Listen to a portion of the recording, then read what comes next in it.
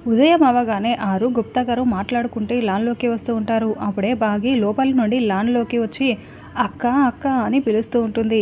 ఇక ఒక్కసారిగా బాగి మాటలు విన్న ఆరు చెల్లి అంటూ పరుగులు పెడుతూ వస్తూ ఉంటుంది. బాగి కూడా అంతే ప్రేమగా అక్క అంటూ పరుగులు పెడుతూ వస్తూ ఉంటుంది. ఇంకా ఆరు చేతుల్ని పట్టుకుని ఉంటుంది. మిమ్మల్ని మళ్ళీ ఇలా చూడడం నాకు చాలా సంతోషంగా ఉందక్క అని బాగి అంటూ ఉంటే, నాకు కూడా చెల్లి చాలా సంతోషంగా ఉంది అని ఆరు ఆనంద బాష్పాల్ని కారుస్తూ ఉంటుంది.